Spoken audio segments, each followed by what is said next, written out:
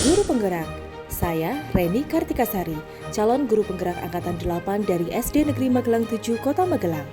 Dalam aksi nyata modul 1.4, budaya positif akan disampaikan diseminasi budaya positif, penerapan segitiga restitusi, dan pembuatan keyakinan kelas. Diseminasi melibatkan seluruh guru dan karyawan SD Negeri Magelang 7 pada hari Selasa, 18 Juli 2023. Assalamualaikum warahmatullahi wabarakatuh. Waalaikumsalam warahmatullahi wabarakatuh.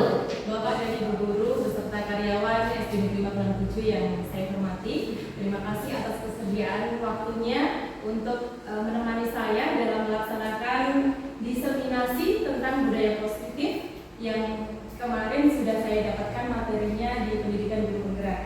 Nah, pada kesempatan kali ini Bapak Ibu, saya akan sedikit menjelaskan, memaparkan apa-apa saja budaya positif yang diterapkan di lingkungan sekolah, ya, terutama kaitannya dengan lingkungan kita sebagai seorang pendidik, ya Bapak Ibu, ya. Nah, menurut Bapak Ibu, budaya positif itu apa? Coba saya minta pendapatnya, budaya positif itu apa? Tuh dilihat dari katanya budaya positif. Kebiasaan yang baik, bagus sekali menurutmu. Ada pendapat yang lain? Mungkin Pak Soim? Kegiatan yang bermanfaat. Kegiatan yang bermanfaat, yang bersifat positif, ya Pak Soim, ya. Baik. Kita lihat. Nah, menurut pendapat Anda, apa yang dimaksud dengan budaya positif? Tadi ada yang menyebutkan kebiasaan yang baik.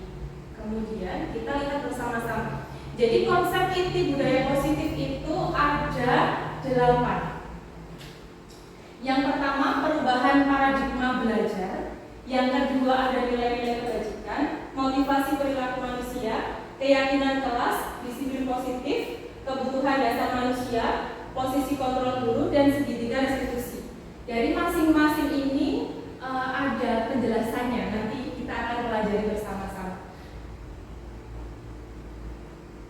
Nah, kita kupas dari satu persatu. Jadi nanti setelah kita kupas satu persatu, kita akan dapat menyimpulkan apa budaya positif itu sebenarnya. Ya. Sekarang kita mulai dari pembelajaran dengan paradigma baru. Sebenarnya seluruh rangkaian pembelajaran atau rangkaian kegiatan kita dalam keseharian kita, pembelajaran di sekolah, itu muaranya adalah menciptakan anak yang nantinya akan memiliki profil pelajar Pancasila, yang sekarang sedang digembor-gemborkan membentuk karakter anak yang sesuai dengan profil pelajar Pancasila.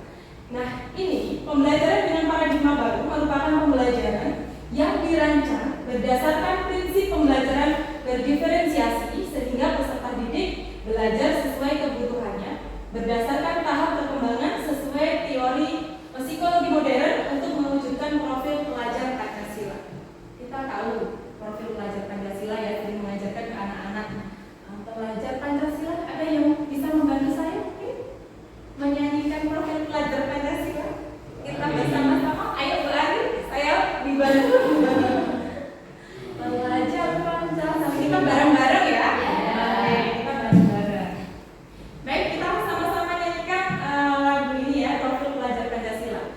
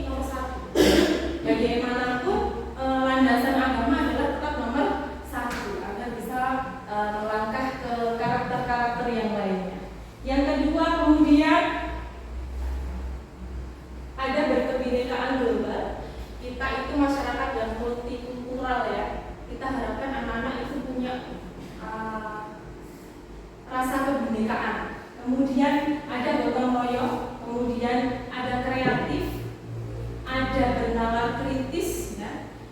Kemudian ada mandiri. Nah, selanjutnya kita menuju ke ini. Mengubah paradigma stimulus respon ke pendekatan teori kontrol. Kalau zaman dahulu kita sering mendengar teori stimulus respon. Ternyata sekarang sudah ada yang lebih baru lagi, yaitu teori kontrol. Perbedaannya apa?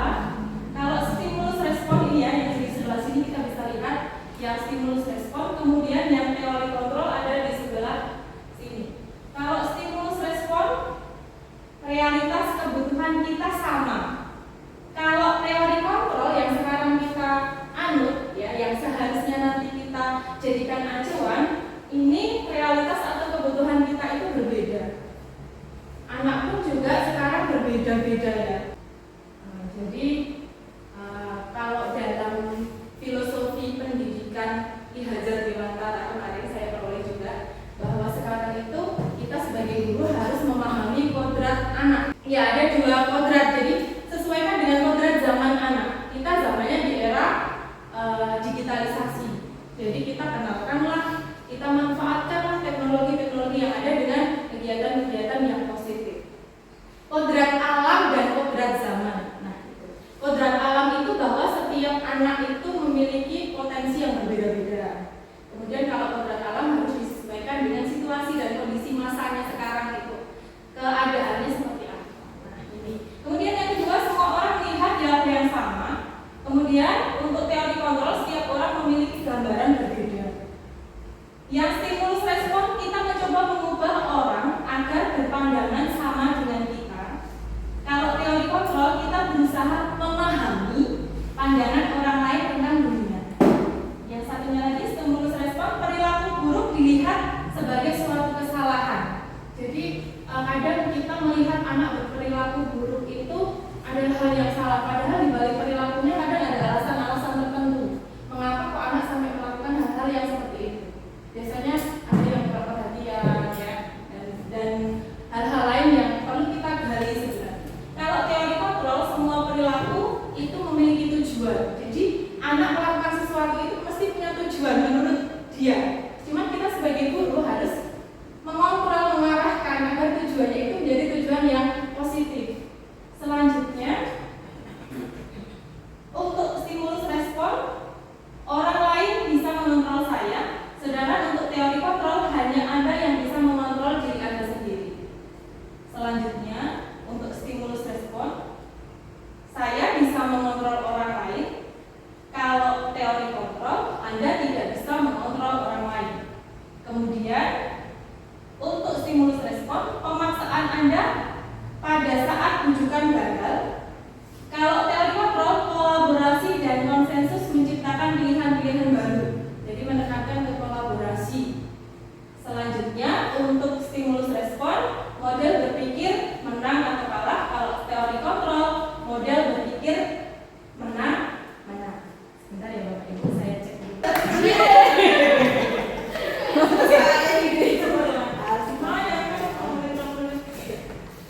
Baik Bapak Ibu, untuk refresh lagi kita berdiri semuanya ya, dari kita berdiri. Kita lakukan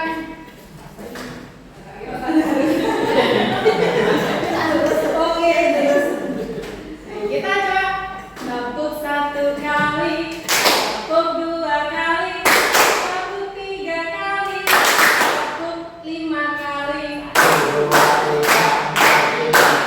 Tepuk 1 kali, tepuk 2 kali, tepuk 3 kali, tepuk 10 kali.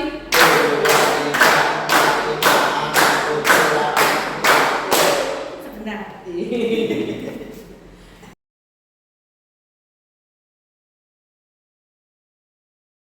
Ya, baik lagi. Tepuk 1 kali, tepuk 2 kali, tepuk 3 kali, tepuk 15 kali.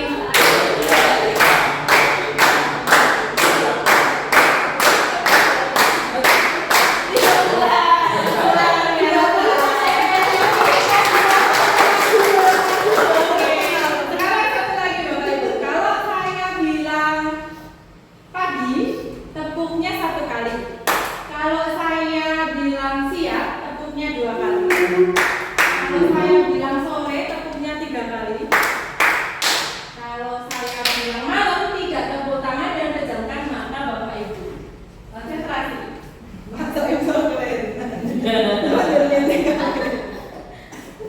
Ben Ramuni tepuk tangan ini. Oke,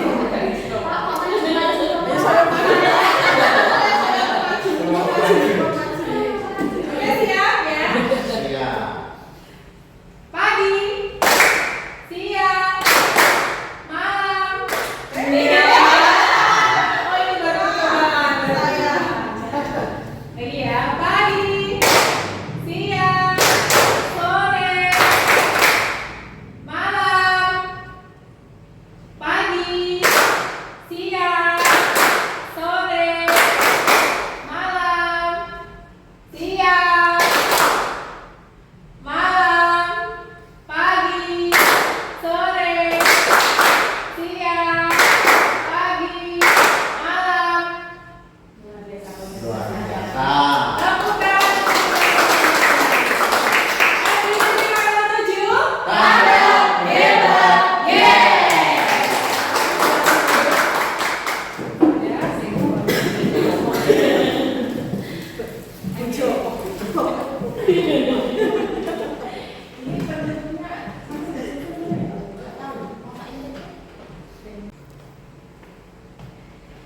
baik, mari Bapak Ibu kita lanjutkan berikutnya disiplin positif.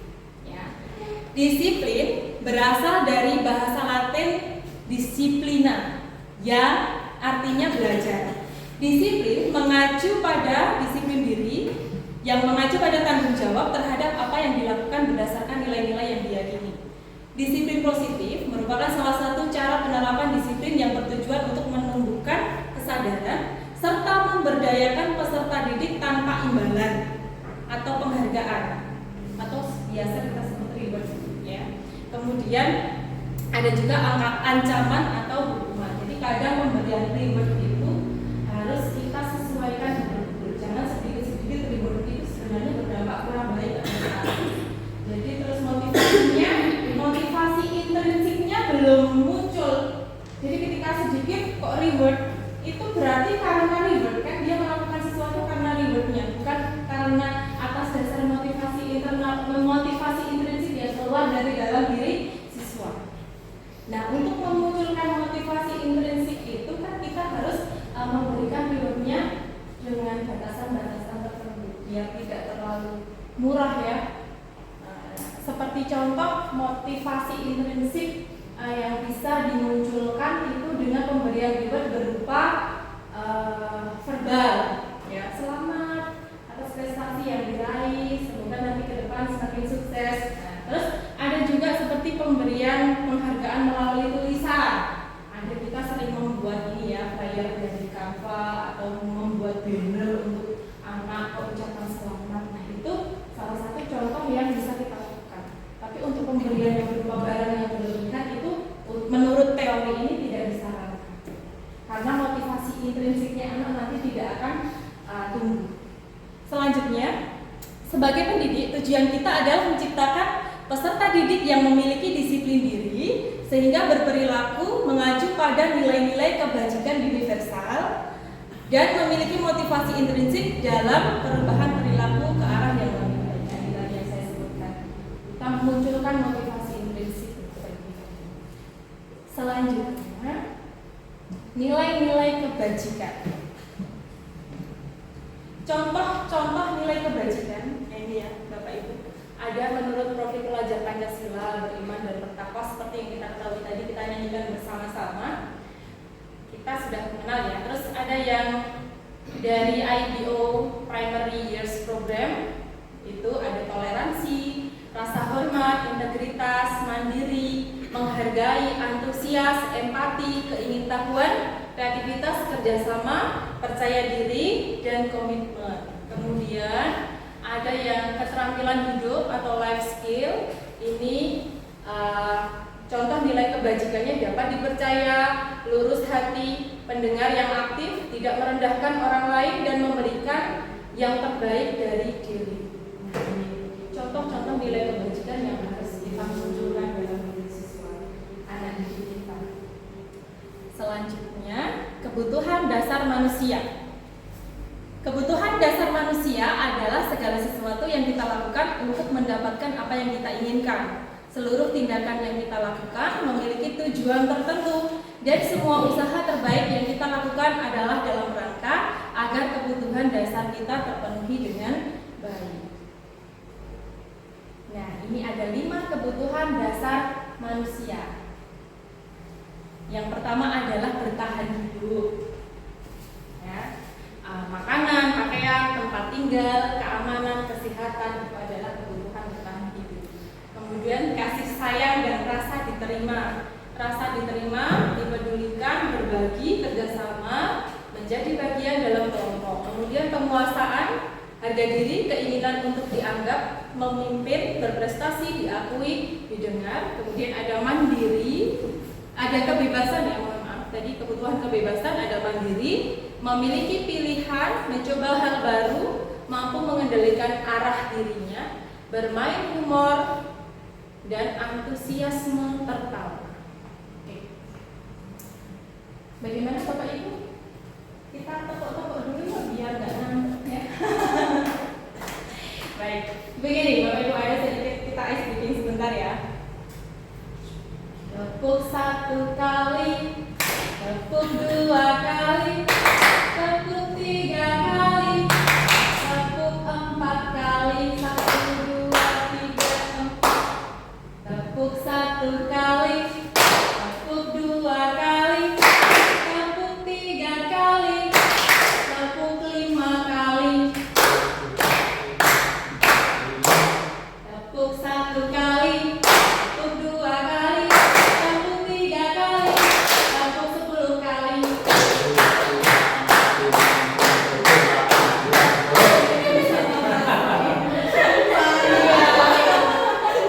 Oke, baik.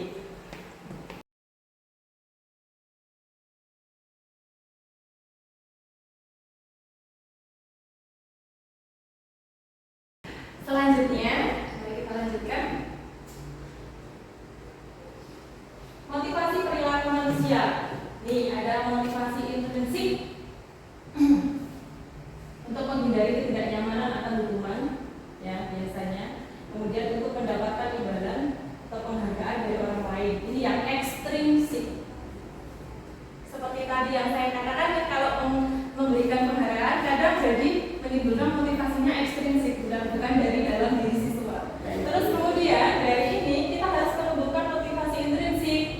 Apa? Yaitu untuk menjadi orang yang mereka inginkan dan menghargai diri sendiri dengan nilai-nilai yang mereka percaya. Nah, itu tugas kita semuanya untuk memunculkan nilai intrinsik dari motivasi intrinsik dari dalam diri siswa. Selanjutnya, hukuman, konsekuensi, dan restitusi. Selama ini kita kenalnya hanya hukuman nih Bapak Ibu, tidak kenal dengan konsekuensi dan restitusi. Maksudnya dalam pendidikan anak. Kita sekarang mengenal 3 konsep, ada hukuman, ada konsekuensi, ada restitusi. Hukuman ini tidak terencana atau tiba-tiba. Murid tidak tahu apa yang akan terjadi atau tidak dilibatkan, kemudian bersifat satu arah, menghukum gitu ya, tanpa persetujuan, pokoknya dihukum, kamu harus gini, tanpa dia peduli apakah setuju dengan hukumannya atau tidak, pokoknya dihukum aja, kamu harus menjalankan hukumannya. Kemudian berupa hukuman fisik atau psikis. Selanjutnya untuk konsekuensi, ini terencana atau disepakati sesuai peraturan, ya, jadi sudah ada peraturannya dulu. Kalau melanggar berarti dapat konsekuensi. Kemudian murid tetap dibuat tidak nyaman, ya, karena sudah melanggar peraturan. Kemudian ada rasa tidak nyaman dalam dirinya. Nah, timbul rasa tidak nyaman dulu. Kemudian sikap guru selalu memonitor murid. Nah, ini tugas kita, tugasnya monitor lagi ya. Kemudian restitusi. Proses menciptakan kondisi bagi murid untuk memperbaiki kesalahan. Kemudian proses kolaboratif yang mengajarkan murid untuk mencari solusi sendiri. Yang paling tepat menurut saya dan menurut yang sudah saya pelajari, ini yang kita terapkan sebenarnya harus ke restitusi. Jadi bukan konsekuensi tapi sudah ke restitusi. Jadi mereka sudah menciptakan kondisi baik dulu untuk memperbaiki apa? Nih, keadaannya sudah seperti ini, kamu punya solusi apa sekarang? Didiskusikan solusinya seperti apa. Nah, kemudian dari proses kolaborasi tadi, kemudian mengajarkan murid untuk mencari solusi atau memecahkan masalahnya sendiri. Jadi itu fungsinya restitusi. Posisi kontrol guru yang pertama, posisi kontrol guru itu yang pertama penghukum, yang kedua pembuat merasa bersalah, kemudian juga menduduki posisi kontrol sebagai teman, kemudian pemantau dan manajer.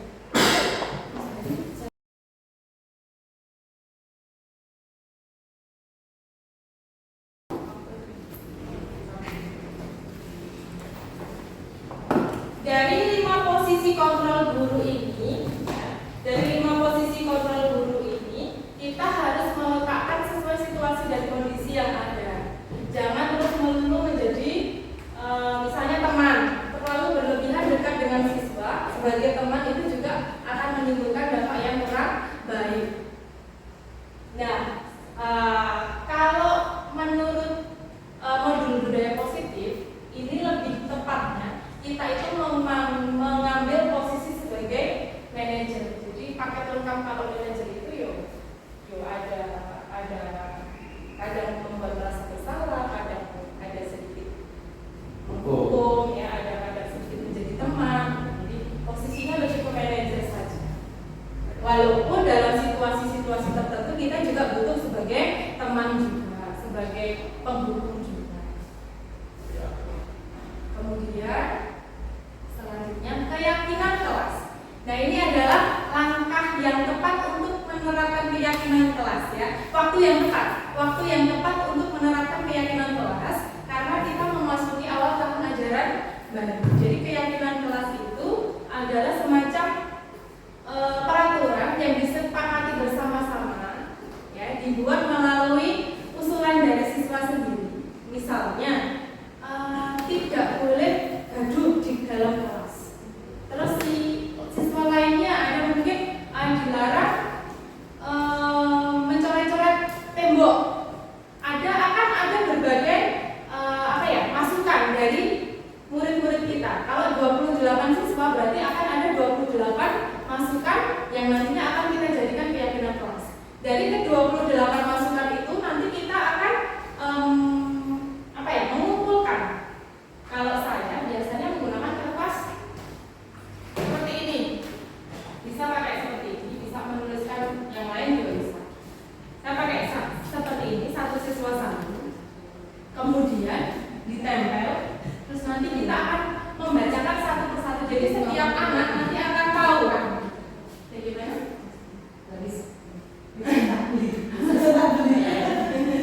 Bermanfaat ini ternyata setelah mengikuti program bergerak, tahu manfaatnya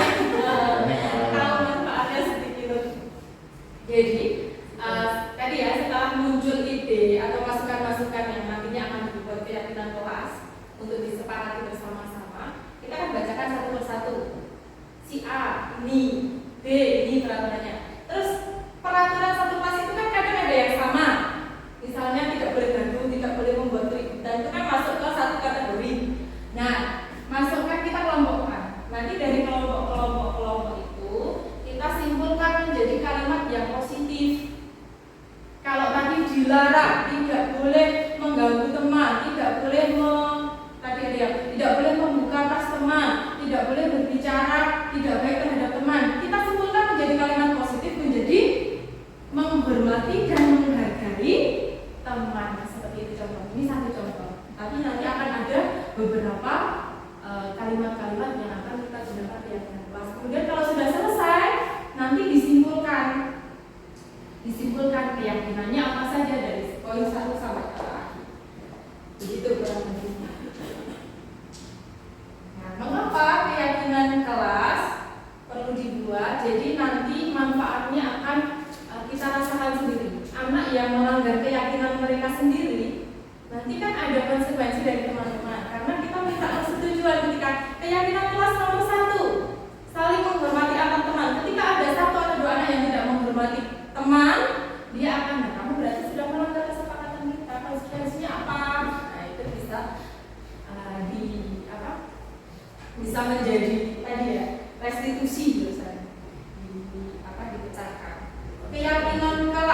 bersifat abstrak, kemudian berupa pernyataan universal, dibuat dalam pernyataan positif, ya tadi yang dilarang tidak boleh kemudian menjadi pernyataan positif. Sedikit saja kan mudah diingat, tidak usah sampai 28 poin ditulis semua. Paling 8 atau 10 sudah cukup yang sekiranya sangat membantu dalam kita menyelenggarakan pembelajaran di kelas. Kemudian sesuai dengan kondisi kelas dan sekolah sehingga mudah diterapkan, semua warga sekolah atau warga kelas dilibatkan saat membuat keyakinan kelas.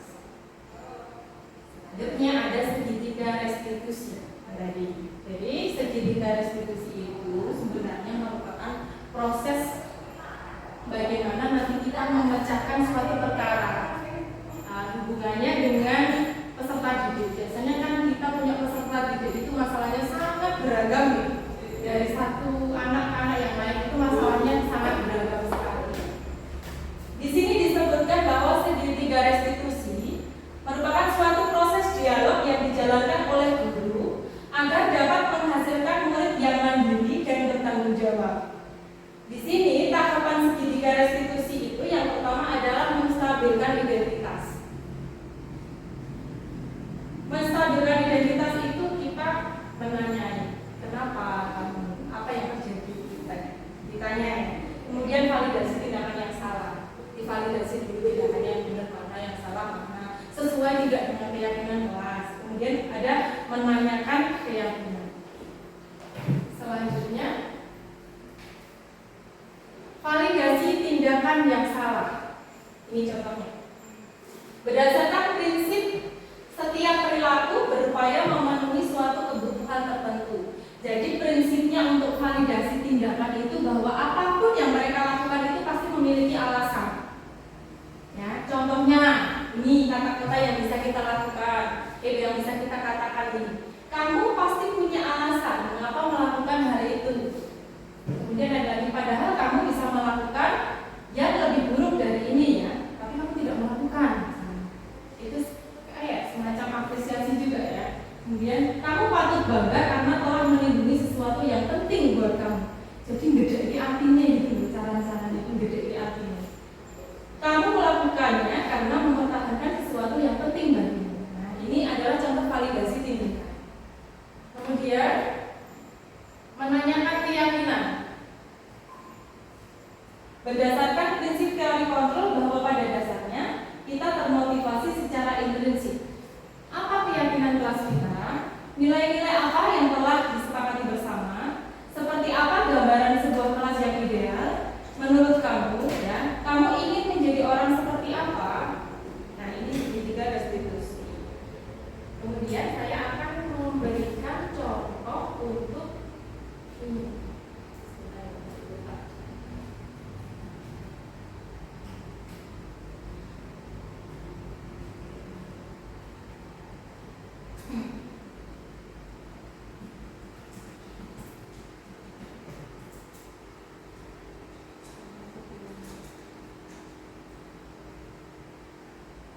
Bapak Ibu, jadi ini pekerjaan saya.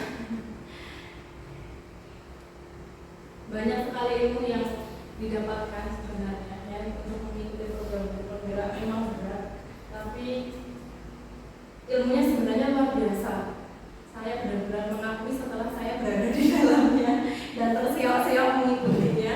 Ini ilmunya luar biasa. Jadi tugasnya semuanya saya kemas menjadi video. Kemudian ini yang kemarin penerapan segitiga restitusi. Nah, ini salah satu yang kita saksikan bersama-sama. Saya ambil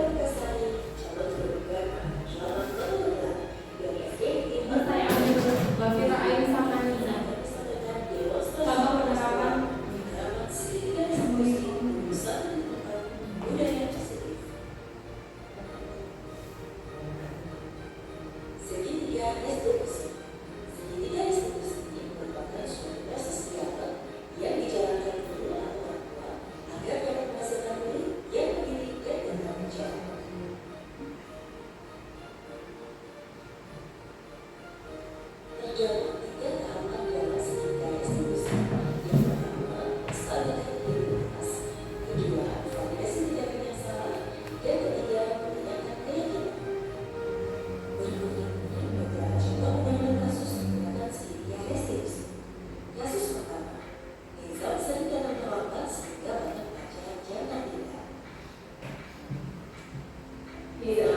Anak-anak ini kamu sering dapat perawat kan?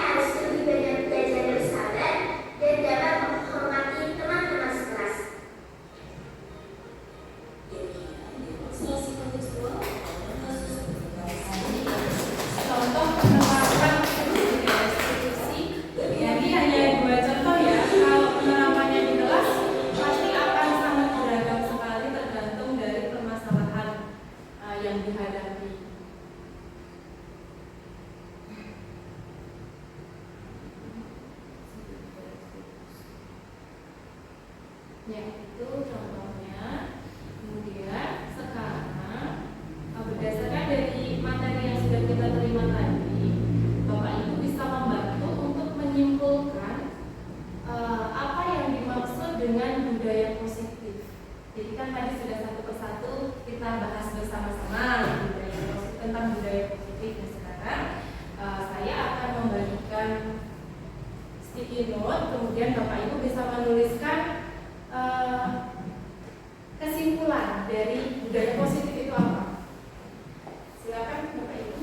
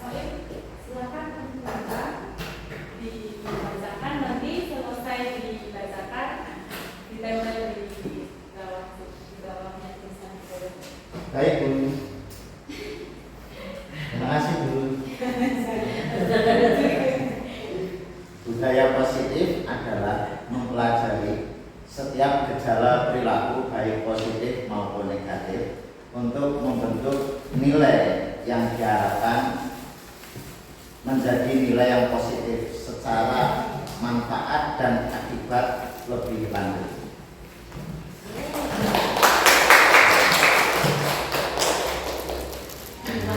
Luar biasa. Ya. Pokoknya pemikir itu tetap maju. Terus berikutnya siapa? Saya tadi sudah? Sudah.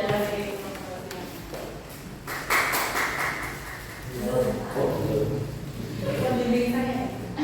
Terima kasih. Kesimpulan dari budaya positif yaitu kebiasaan baik di sekolah yang dilakukan oleh pastinya peserta didik dengan tujuan terciptanya lingkungan belajar yang baik untuk peserta didik. Luar biasa. Kebiasaan baik di sekolah. Selanjutnya siapa? Bu Arif? Sepertinya sudah.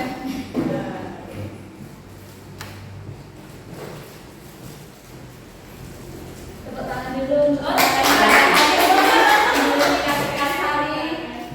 Di sini saya banyak belajar dengan Bu Reni dan saya bisa menyimpulkan bahwa budaya positif adalah nilai-nilai keyakinan dan kebiasaan di sekolah, terutama yang berpihak pada siswa, dengan tujuan nanti siswa dapat berkembang menjadi pribadi yang kritis, penuh hormat dan tanggung jawab.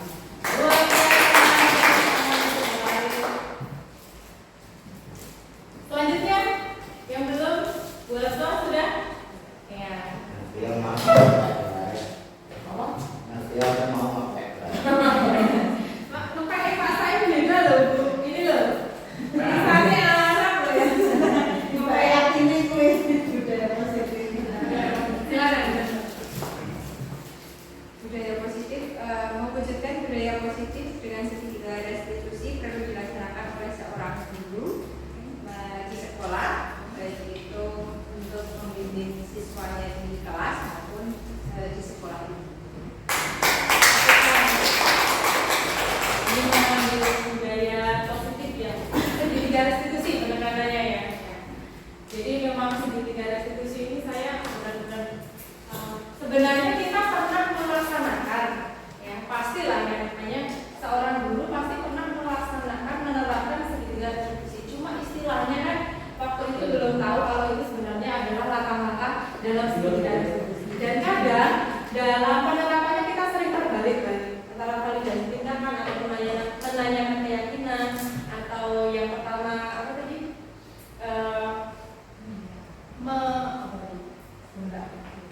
menanyakan identitas tadi identitas. Segitiga restitusi. Nah, ini. Jadi sebenarnya kita itu sudah melaksanakan, hanya dalam penerapannya itu kadang sering terbalik-balik. Kadang menanyakan keyakinannya dulu, ya kadang menstabilkan identitas dulu, atau kadang terbalik ya. Sekarang kita sudah tahu langkah-langkah yang tepat untuk segitiga restitusi itu seperti ini. Jadi besok kalau diterapkan, usahakan sesuaikan dengan biar untuk ya sesuaikan dengan urutan. Selanjutnya Bu Vivi sudah mau nggak?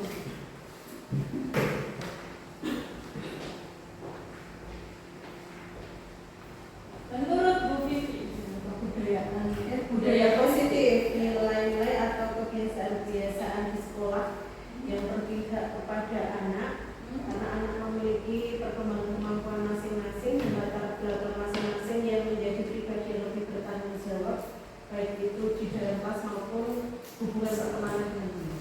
luar biasa. Terima kasih Bu Vivi.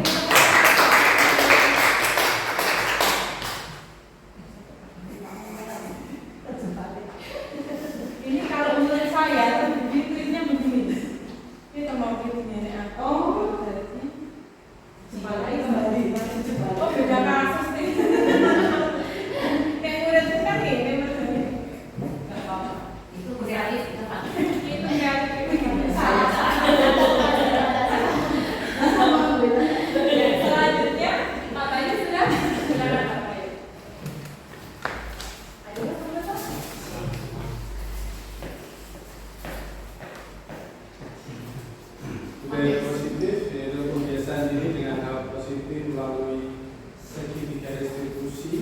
untuk menjadikan karakter siswa yang lebih baik. Tepuk tangan. Sepertinya ini ya tertarik sama sedikit garis diskusi ya, karena memang kita itu seringnya berhadapan dengan permasalahan murid ya yang sangat beragam. Selanjutnya Pak Joko sudah.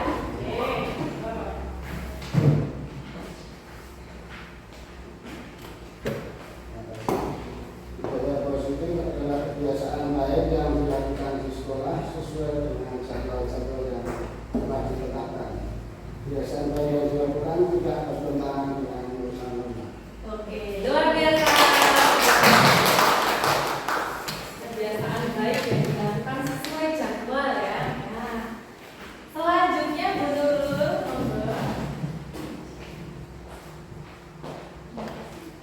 Budaya positif menciptakan lingkungan yang aman yang memberikan kesempatan bagi anak untuk mengembangkan potensi mereka secara optimal dan meningkatkan kesejahteraan emosional. Luar biasa. Baik. Masih ada Bu Nining dulu.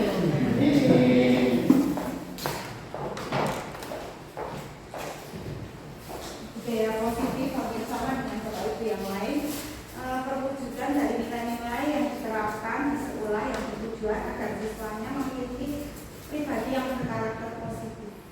Itu menurut saya sama ya dengan Bapak Ibu yang lain.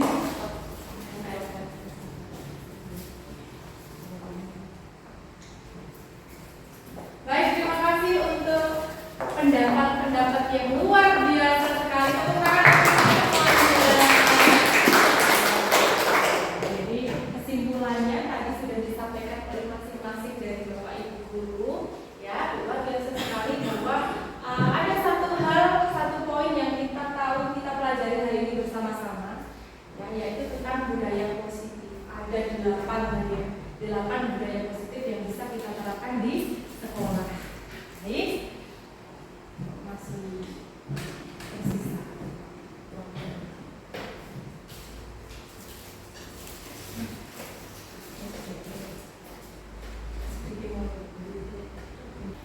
Baik Bapak Ibu, terima kasih atas waktu yang sudah diluangkan untuk kegiatan diseminasi ini. Apabila ada tutur kata dan tingkah laku yang kurang berkenan di hati Bapak Ibu, saya mohon maaf yang setulus-tulusnya. Akhir kata, wabillahi taufiq wal hidayah. Wassalamualaikum warahmatullahi wabarakatuh. Waalaikumsalam warahmatullahi wabarakatuh. Bangga, hebat, yes.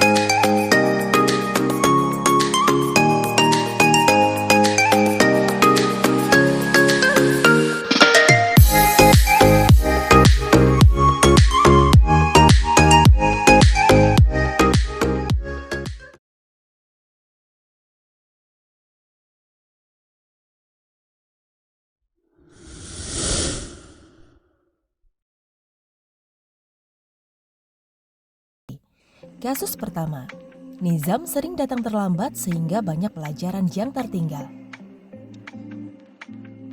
Nizam, akhir-akhir ini kamu sering datang terlambat kan? Iya, Bu. Menurut ingatan kamu sudah berapa kali datang terlambat? Sudah 5 kali, Bu. Datang terlambat ke sekolah itu bukan tindakan yang baik kan? Tidak, Bu. Baik, melakukan kesalahan itu hal yang biasa dan setiap orang pasti pernah melakukan kesalahan. Tapi kita sebagai manusia harus berusaha memperbaiki kesalahan tersebut supaya tidak diulangi lagi. Setuju? Setuju, Bu. Apa sebenarnya alasan Nizam sering datang terlambat? Saya sering begadang sambil main HP, jadi kurang tidur. Kamu tahu keyakinan kelas yang sudah kamu langgar? Tahu, Bu. Kalau terlambat datang ke sekolah, sesuai dengan keyakinan kelas kita tidak? Tidak, Bu. Menurut kamu, keyakinan kelas apa yang sudah kamu langgar? Disiplin, Bu. Menurut kamu, disiplin itu penting tidak sih? Penting, Bu, karena membuat saya datang tepat waktu dan bisa menghargai waktu. Tepat sekali, disiplin itu selain menghargai waktu diri sendiri juga menghargai waktu orang lain, dan kita akan terbiasa disiplin dalam hidup kita. Ya, Bu, saya sudah sering terlambat ke sekolah. Saya mohon maaf sudah sering terlambat ke sekolah. Baik Nizam, perbuatan yang baik sudah kamu lakukan dengan meminta maaf. Kira-kira sekarang bagaimana caranya supaya kamu tidak datang terlambat ke sekolah? Saya akan tidur lebih cepat dan tidak begadang lagi. Tepat sekali. Bu Reni juga akan bekerja sama dengan orang tua di rumah supaya bisa memantau kamu dalam belajar di rumah. Setuju? Setuju, Bu. Oke, kalau begitu silakan Nizam kembali ke kelas ya. Ya, Bu. Terima kasih, Bu. Assalamualaikum warahmatullahi wabarakatuh. Perkenalkan, nama saya Muhammad Nizam Alfitra dari kelas 5. Terima kasih Bu Guru. Saya senang sekali diajak berdiskusi oleh Bu Guru untuk menemukan solusi atas kesalahan yang telah saya lakukan. Saya berjanji tidak akan begadang lagi dan tidak terlambat lagi ke sekolah. Kasus kedua, Wafira tidak menerima pekerjaannya selalu dicontek oleh temannya. Ia marah dan tidak dapat menahan emosinya. Wafira, tadi Bu Reni dengar kata teman sekelas kamu habis berkelahi ya? Iya, Bu. Habis kesel. Nah, kenapa kesal? Kevin, Bu, terus-menerus mencontek pekerjaan saya, Bu. Bukan hanya PR, tetapi tugas juga, Bu. Oh begitu, wajarlah kalau kamu marah. Kalau ibu di posisi kamu, pasti ibu juga akan melakukan hal yang sama. Apa yang kamu lakukan terhadap Kevin? Saya marah-marah, Bu. Saya maki-maki Kevin. Tanpa sadar, saya menggebrak meja Kevin. Oh begitu, pasti kamu punya alasan mengapa sampai berbuat seperti itu. Iyalah, Bu. Saya sudah susah payah mengerjakan tugas, tetapi Kevin malah mencontek saja, tidak mau berusaha sendiri. Ya wajarlah jika kamu merasa marah karena tidak rela pelajaran kamu dicontek. Bu Reni sangat menghargai tindakan kamu yang tidak berbuat lebih parah dari itu. Misalnya memukul, ya. Baik Bu Fira, sekarang coba kita pikirkan. Apakah tindakan kamu yang sampai menggebrak meja itu sesuai dengan keyakinan kelas kita? Tidak, Bu. Menurut kamu keyakinan kelas apa yang sudah kamu langgar? Saling menghormati antar teman. Menurut kamu, saling menghormati antar teman itu penting tidak? Penting, Bu. Baik, kalau menurut kamu itu penting, jadi keyakinan apa yang harus dilakukan saat kamu sedang marah? Saya harus lebih bersabar, Bu. Kamu bersedia untuk memperbaiki masalah ini? Bersedia, Bu. Apa yang kamu lakukan? Saya harus lebih bersabar dan menahan amarah saya. Jika ada teman yang mencontek, saya akan melaporkan ke guru mata pelajaran atau ke guru wali kelas. Nah, tepat sekali. Itu baru namanya anak hebat. Baik, sekarang silakan kamu kembali ke kelas. Terima kasih. Assalamualaikum warahmatullahi wabarakatuh. Nama saya Fira dari kelas 5A. Saya senang sekali diajak berdiskusi dengan Ibu Guru untuk dapat mengendalikan diri dari amarah saya karena perilaku teman sekelas saya. Saya harus lebih banyak belajar bersabar dan dapat menghormati teman-teman sekelas. Assalamualaikum warahmatullahi wabarakatuh. Waalaikumsalam warahmatullahi wabarakatuh. Selamat pagi anak-anak. Selamat pagi.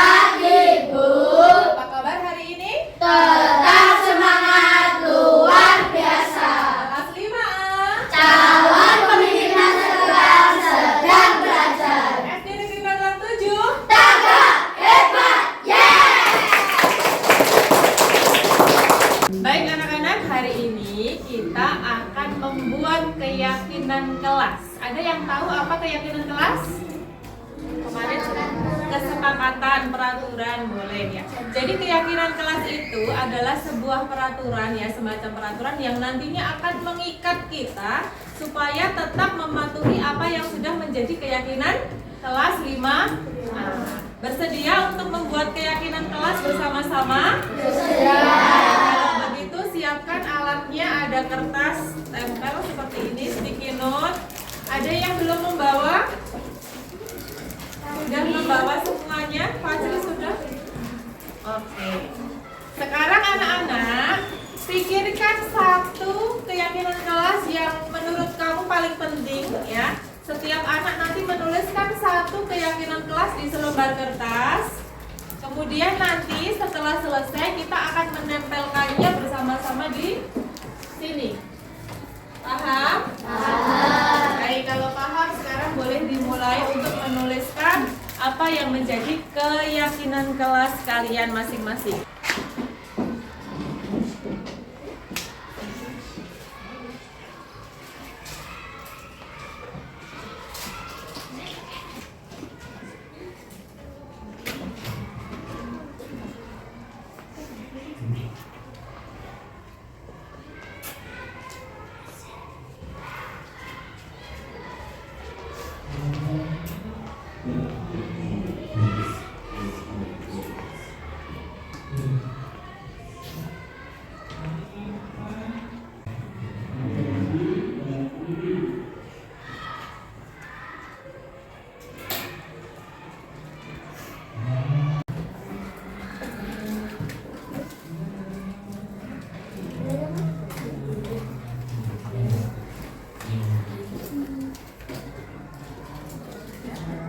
Baik, yang sudah, sekarang anak-anak boleh menempelkan di depan apa tulis ini.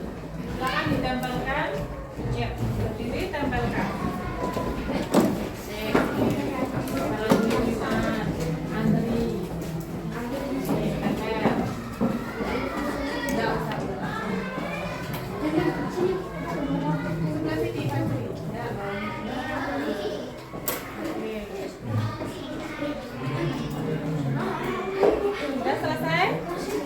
Yang sudah kembali ke tempat.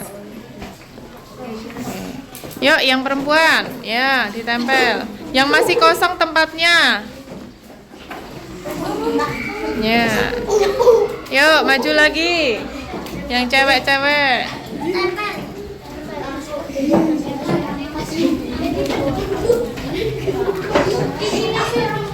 Oke. Oke.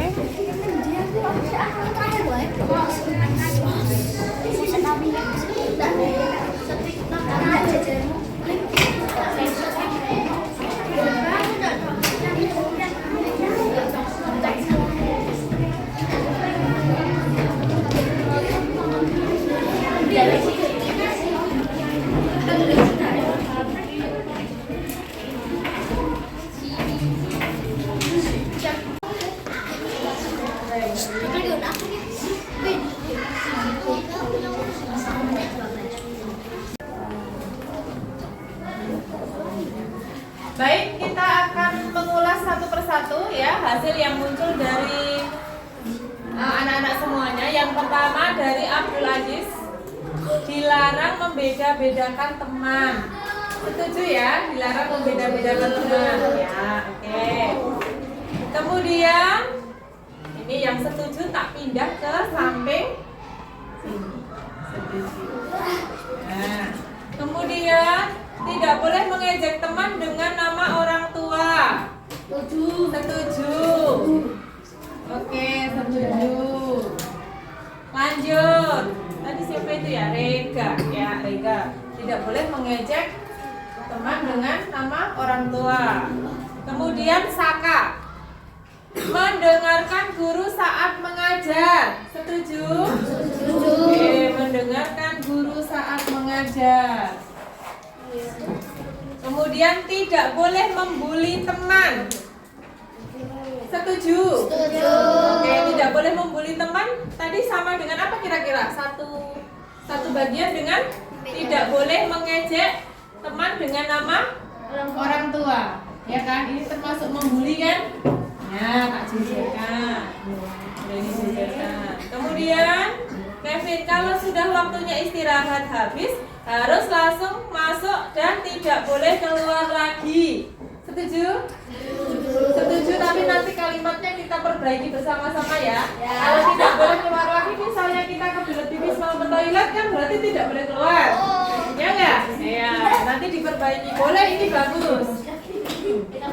Ya, kemudian Rian, dilarang bermain bola di dalam kelas. Oke, dilarang bermain bola di dalam kelas. Oke. Kemudian dilarang mengejek nama orang tua, tadi ada ya, tak jadikan satu dengan ini. Nah, oke. Kemudian Excel Saputra, dilarang berlari-lari di dalam kelas agar tidak terjatuh, terantuk meja atau kursi. Bagus. Tadi yang bermain di dalam kelas Bu Reni jadikan satu dengan bermain di dalam kelas. Nah. Terus tidak boleh bermain bola di dalam kelas, sama juga kita jadikan satu ya. Kemudian kita mulai dari sana aja. Tidak boleh berisik saat belajar, tadi sama dengan yang mendengarkan guru saat mengajar. Setuju ya?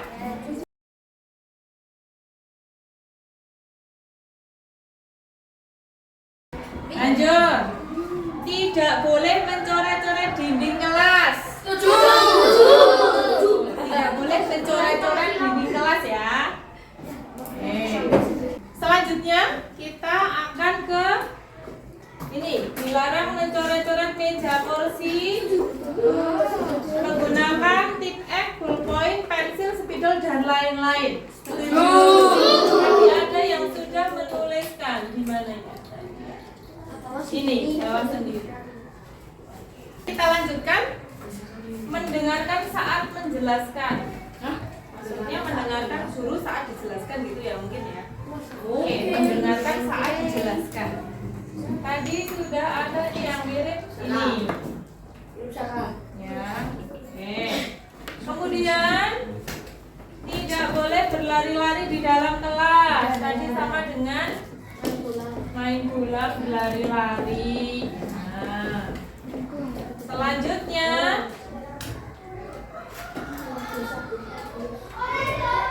tidak boleh teriak-teriak di kelas dan boleh membawa HP pada hari-hari tertentu. Boleh kan membawa HP? Boleh? Enggak usah. Boleh enggak kira-kira membawa HP? Tidak boleh. Ya. Ini gimana? Berarti sama dengan yang di kelas tadi. Bermain bola, berlari-larian. Nanti kita bahas ya. Karena membawa HP ke sekolah itu tidak diperbolehkan oleh aturan sekolah. Jadi kita tetap menaati peraturan sekolah ya. Tidak diperbolehkan. Anak-anak bisa berkomunikasi dengan orang tua menggunakan fasilitas sekolahan, ada telepon sekolah dan juga memakai WA group atau WA-nya wali kelas. Punya Bu Reni boleh dipakai anak-anak untuk mengabari atau menghubungi orang tua. Paham ya? Oke. Kemudian selanjutnya tidak boleh berlari-lari. Tidak boleh berlari-lari di kelas. Iya. Yang paling banyak lari-lari kenapa? Kamu suka lari-larian di kelas ya? Pas kelas 4 tuh. Sering. Iya. Video. Saat sudah selesai mengerjakan tugas, tidak boleh mengganggu dan berisik. Setuju ya? Setuju gak ini? Setuju. Nah, ini sama dong dengan yang berisik-berisik tadi. Jadi kok gak setuju bukan itu.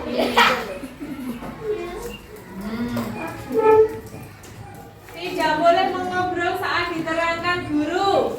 Sama ya tadi ya. Berisik kalau mendengarkan guru. Nah. Kemudian tidak mengejek nama orang tua. Bullying ini. Angka sendiri. Oke. Tidak Tidak boleh memanggil teman dengan nama orang tua. Sama. Lanjut. Dilarang makan di dalam kelas. Setuju? Makan di dalam kelas? Setuju.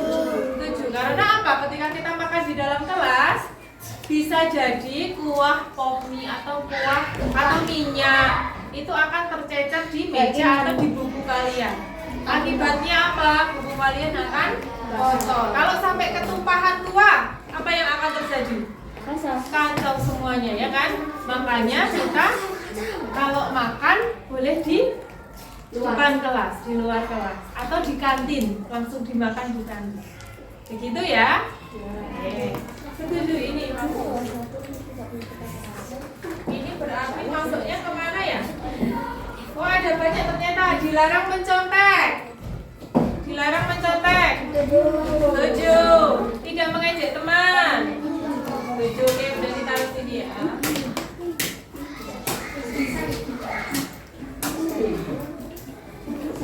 Tidak boleh membuka tas orang tanpa izin. Setuju. Ini berarti tadi ya, ke dalam kelas ya.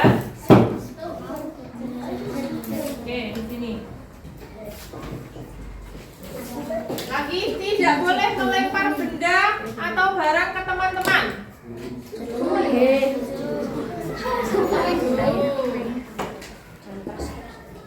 Tidak boleh berbicara dengan teman saat pelajaran.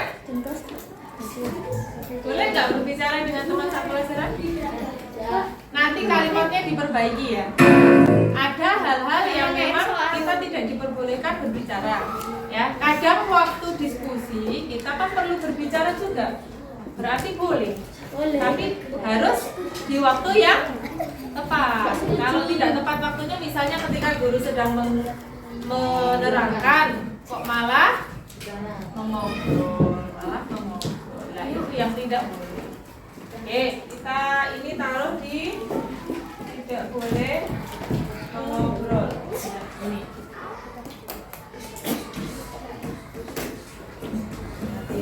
Terakhir, dilarang merusak fasilitas sekolah atau kelas.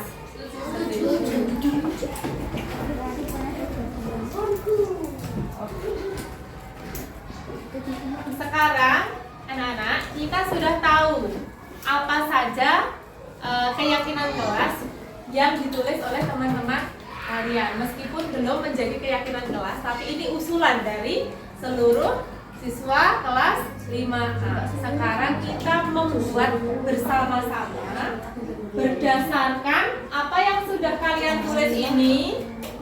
Jadikan kalimat keyakinan kelas agar kita bisa memegang bersama-sama agar tercipta suasana kelas yang nyaman, tenteram, damai, ya enggak?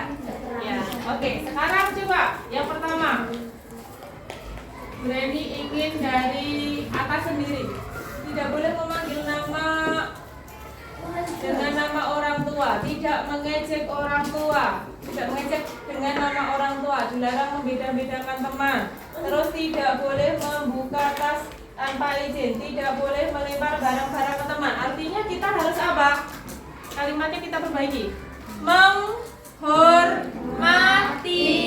ya enggak? Menghormati dan menghargai teman. Setuju tidak ini? Setuju. Seluruh kelas 5A setuju dengan keyakinan nomor 1? Setuju. Menghormati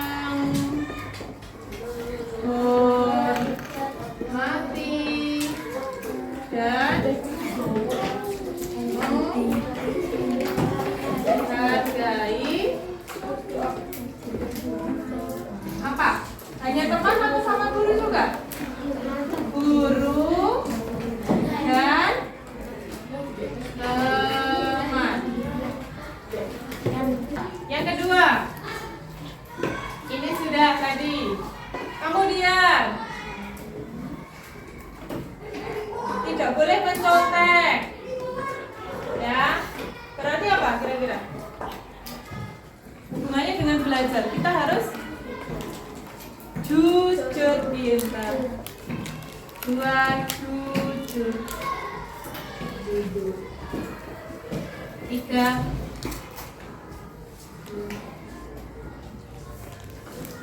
tidak boleh mengontrol saat diterangkan, juga menghormati dan menghargai guru ya. Sudah masuk semua ya. Oke, tidak boleh berisik, juga menghormati dan menghargai. Apalagi kira-kira? Yang tadi ada kalau sudah waktunya istirahat habis harus langsung masuk ke kelas. Termasuk kalau datang tidak boleh terlambat. Setuju kan? Berarti masuknya ke apa? Disiplin. Cocok ya? Cocok. Disiplin.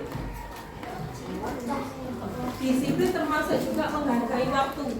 Siapa waktu yang waktu siapa yang dihargai? Waktu kita sendiri dan juga waktu orang lain. Ketika kita tidak disiplin, itu yang rugi bukan hanya kita, tetapi orang lain juga dirugikan. 4. Tidak boleh berlari-lari di kelas. Tidak boleh bermain bola di kelas. Dilarang bermain bola di kelas. Apa kira-kira kalimat yang tepat? Keyakinan yang tepat untuk kalimat-kalimat ini apa kira-kira? Menjaga ketertiban kelas. Ya kan? Menjaga ketertiban kelas.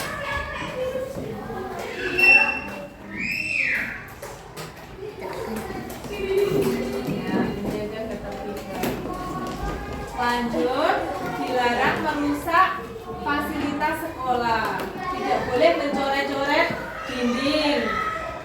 Tidak boleh mencoret-coret meja kursi dengan titik pensil spidol. Kira-kira keyakinan kelas apa yang kita tuliskan di nomor 5? Menjaga fasilitas sekolah.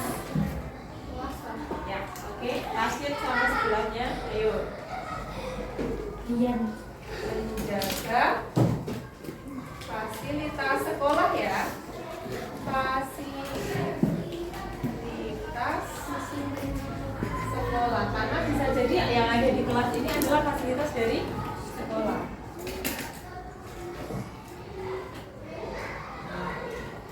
Ada lagi? Tidak boleh melempar benda, tadi menghormati ya. Tidak boleh membuka tas orang tanpa izin, juga menghormati dan menghargai. Kira-kira apa yang belum kita tambahkan di sini? Coba. Apa? Duduk di meja. Berarti hubungannya dengan apa? Sopan santun, ya kan? Menjaga sopan. Iya. Menjaga sopan santun, termasuk sopan santun dalam berbicara, berperilaku. Kalau berbicara dengan temannya memakai kata-kata yang sopan, yang baik, tidak boleh menghina. Ya, apalagi dengan sebutan-sebutan yang tidak baik. Misalnya ada kebun binatang sampai kelas 5A. Penghuni kebun binatang masuk ke kelas 5A. Apa contohnya? Nah, sudah disebutkan tadi kan, nyet, monyet. Hei monyet, boleh tidak seperti itu? Tidak boleh. Ya, namanya saja bagus-bagus toh. Rashid, Fajri, kan masuk di hei monyet kan nggak boleh. Ya, tidak boleh ya. Nah, hari ini kita menetapkan kesepakatan kelas atau keyakinan kelas. Kita menetapkan keyakinan kelas yang harus kita sepakati bersama-sama. Maka sejak hari ini kita semuanya harus memegang keyakinan kelas kita. Apalagi kira-kira yang berhubungan dengan pembelajaran.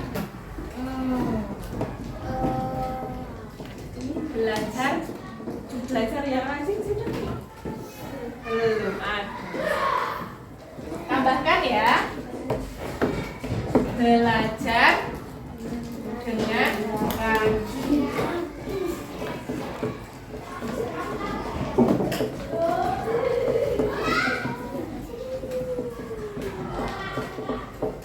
Apalagi kira-kira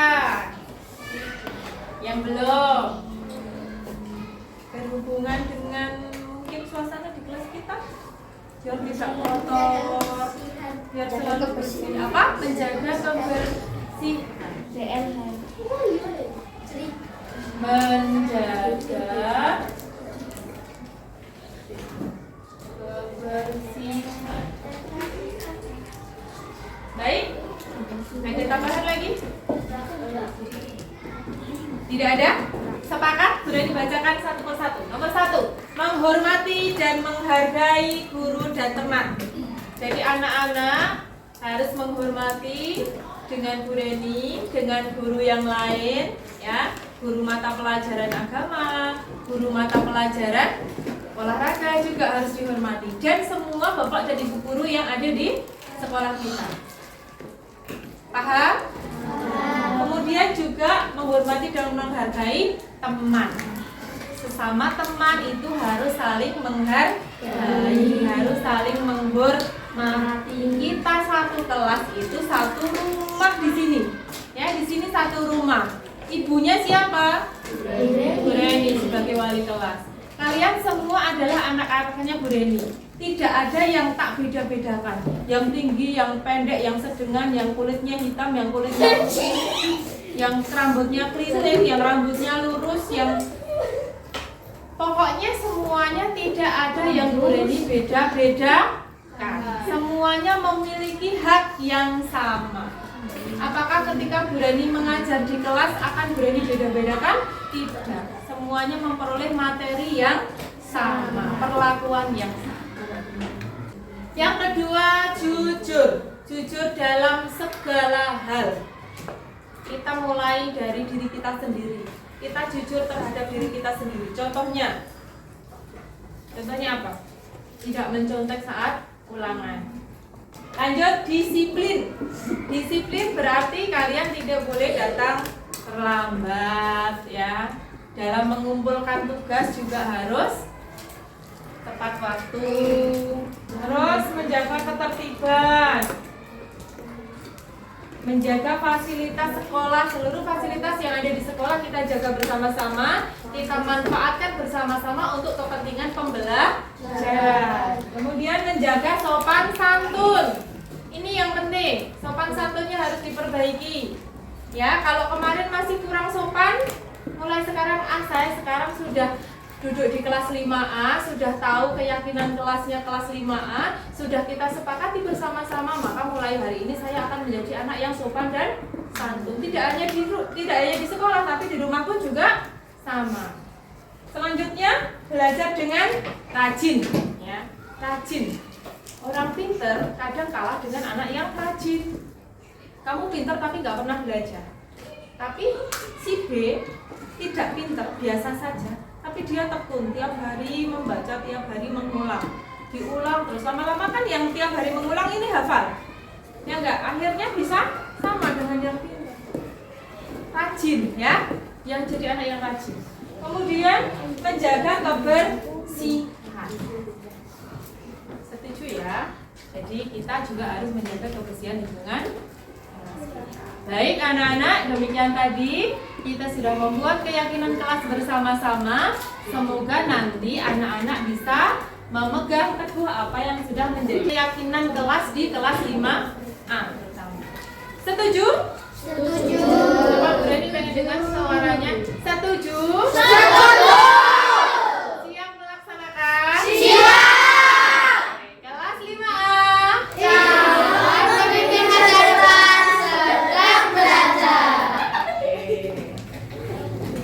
Baik, Bu Reni tutup dulu. Setelah ini anak-anak boleh istirahat ya. Baik. Terima kasih atas perhatiannya. Mari kita laksanakan apa yang menjadi keyakinan kelas hari ini, ya. Dan seterusnya setahun ke depan kita akan memegang teguh apa yang menjadi keyakinan kita. Baik, terima kasih. Wabillahi taufiq wal hidayah. Wassalamualaikum warahmatullahi wabarakatuh.